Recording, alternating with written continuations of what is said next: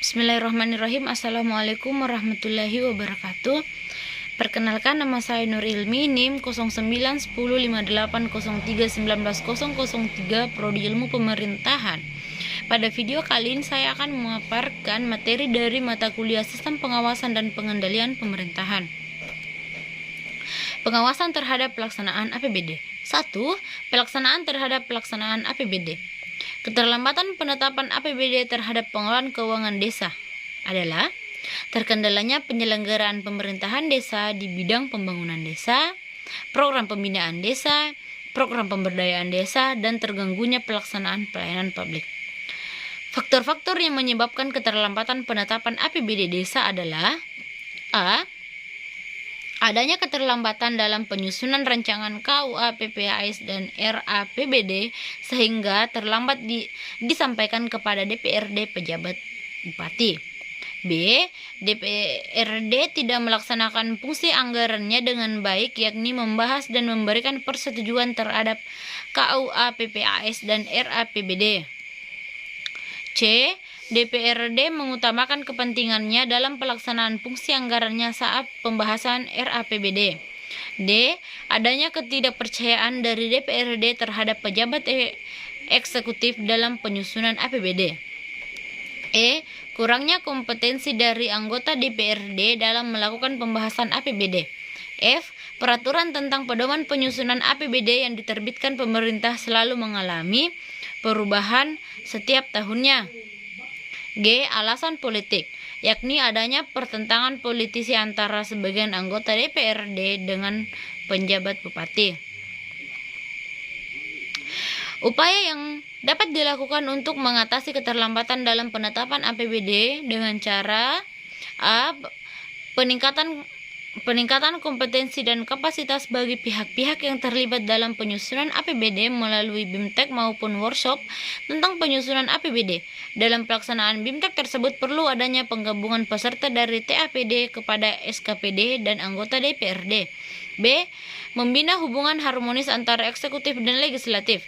Eksekutif atau bupati dalam hal ini perlu melakukan kompromi-kompromi politik dengan anggota DPRD, yaitu dengan memberikan ruang lebih dalam proses pengalokasian anggaran. Semua tetap harus didasarkan pada kepentingan masyarakat. C. Pemerintah pusat perlu membuat aturan yang lebih tegas terhadap pihak-pihak yang terlibat dalam penyusunan APBD. Apabila APBD ditetapkan terlambat, tidak hanya sanksi yang bersifat administratif. D. Peraturan tentang pedoman penyusunan APBD yang diterbitkan setiap tahun perlu ditinjau ulang oleh pemerintah pusat. Konsistensi aturan dalam penyusunan APBD diharapkan akan memudahkan bagi pihak-pihak yang terlibat dalam penyusunan APBD. Selain itu, peraturan-peraturan terkait dana dari pemerintah yang paling atas. Transparansi dalam proses penyusunan APBD dimaknai terbukanya proses penyusunan APBD dan adanya akses bagi masyarakat untuk mengikuti proses penyusunan APBD, sehingga diharapkan praktek-praktek tidak benar dan membahas anggaran dapat diminimalisir. 2. Perencanaan pembangunan daerah. Perencanaan pembangunan daerah adalah suatu proses penyusunan tahapan-tahapan kegiatan yang melibatkan berbagai unsur pemangku kepentingan di dalamnya, guna pemanfaatan dan pengalokasian sumber daya yang ada dalam rangka meningkatkan kesejahteraan sosial dalam suatu lingkungan wilayah atau daerah dalam jangka waktu tertentu. Perencanaan pembangunan daerah dirumuskan secara transparan, responsif, efisien, efektif, akuntabel, partisipatif, terukur, berkeadilan, dan berkelanjutan, yang meliputi rencana pembangunan jangka panjang daerah yang dilaksanakan untuk 20 tahun, rencana pembangunan jangka menengah yang dilaksanakan selama 5 tahun, dan rencana kerja pemerintah daerah untuk periode 1 tahun. Peraturan Pemerintah Nomor 8 Tahun 2008 tentang tahapan, tata cara penyusunan, pengendalian, dan evaluasi rancangan pembangunan daerah. Ada 4 prinsip utama sebagai berikut. A. Perencanaan pembangunan daerah merupakan satu kesatuan dalam sistem perencanaan pembangunan nasional. B. Perencanaan pembangunan daerah dilakukan pemerintah daerah bersama para pemangku kepentingan berdasarkan peran dan kewenangan masing-masing. C. Perencanaan pembangunan daerah mengintegrasikan rencana tata ruang dan dengan rencana pembangunan daerah. D. Perencanaan pembangunan daerah dilaksanakan berdasarkan kondisi dan potensi yang dimiliki masing-masing daerah, sesuai dinamika perkembangan daerah dan nasional. 3. Keuangan dan aset daerah. Aset adalah sumber daya ekonomi yang dikuasai dan atau dimiliki oleh pemerintah sebagai akibat dari peristiwa masa lalu dan dari mana manfaat ekonomi dan atau sosial di mana depan diharapkan dapat diperoleh baik oleh pemerintah maupun masyarakat.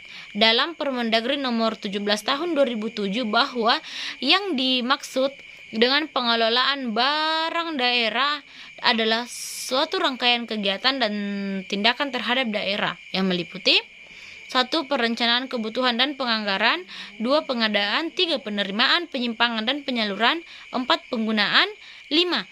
Penatausahaan, 6. Pemanfaatan, 7. Pengamanan dan pemeliharaan, 8. Penilaian, 9. Penghapusan, 11. Pemindah tanganan, 12. Pembinaan pengawasan dan pengendalian, 13. Pembiayaan, dan yang terakhir yaitu tuntutan ganti rugi.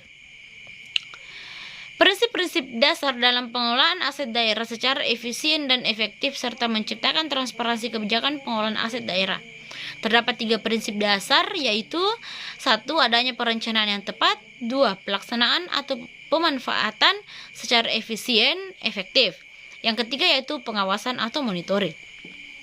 Setelah ada penyusunan perencanaan yang tepat serta diikuti dengan tahapan pelaksanaan, maka prinsip dasar ketiga atau yang terakhir adalah tahapan pengawasan.